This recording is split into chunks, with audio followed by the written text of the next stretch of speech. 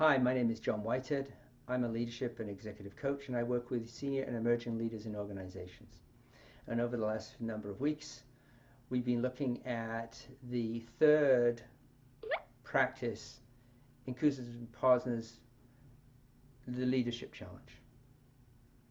And that third practice is challenging the process.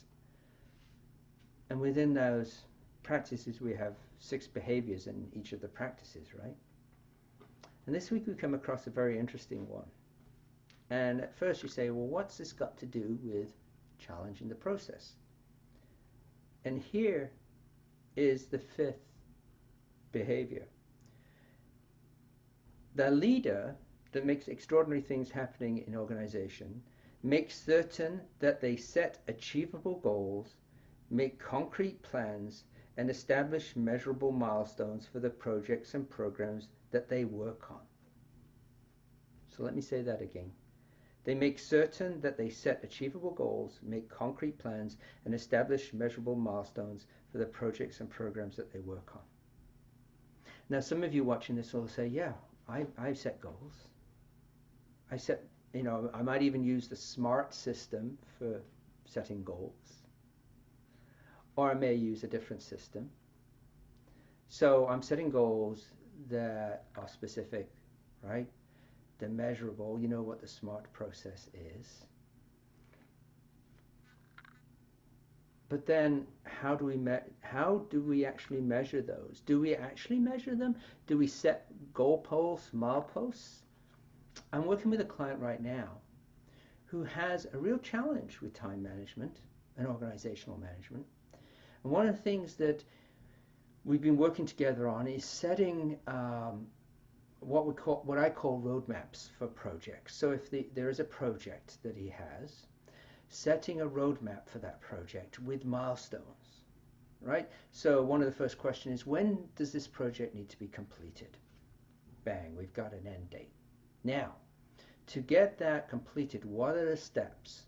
And we work backwards, right? We work backwards and we set up mileposts. This has to be completed before we go any further. This has to be completed before we go any further. This is completed. This. So we start with who has to be involved.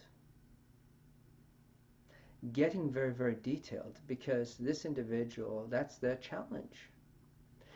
They have to get into the habit of doing that. They have to get in the habit of checking every day, where am I on this project? What are the tasks that I have to do?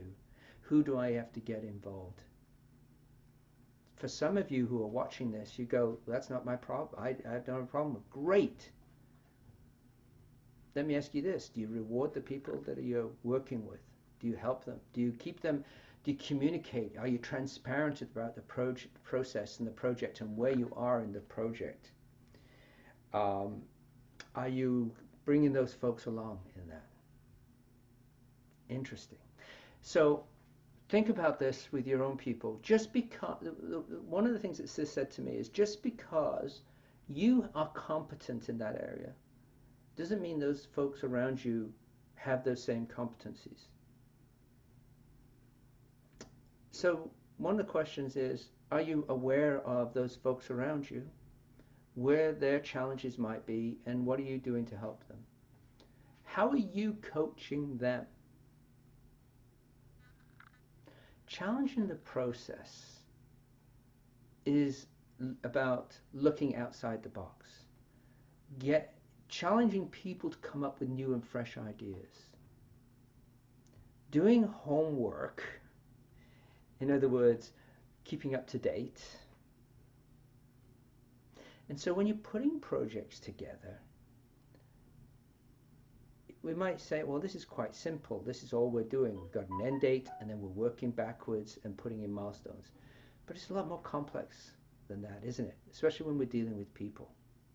When we're trying to engage those around us. Because as a leader, one of the key things we need to be doing is helping to develop those around us. What happens if you get hit by a bus? Have you developed somebody to take your place? So challenging the process is challenging those around you, challenging yourself, yes, but also challenging those around you and helping to develop those around you. And that's, a key piece to when you look at individuals who are really good leaders in organizations. What they've been able to do is develop those people around them to do those extraordinary things. Interesting. Think about that. Think about that for a minute. I'm going to leave you with that. Thank you very much for watching, and we'll talk to you again next week. Hi, it's me again. Thanks for watching this week's video. If that story I told you about my client that has a challenge with time and organizational management, if that resonated with you and you want to learn more and you want to explore your own challenges around it, feel free to take advantage of a free 30-minute conversation with me. No obligations whatsoever. Just reach out to john@johnkWhitehead.ca. Have a great week.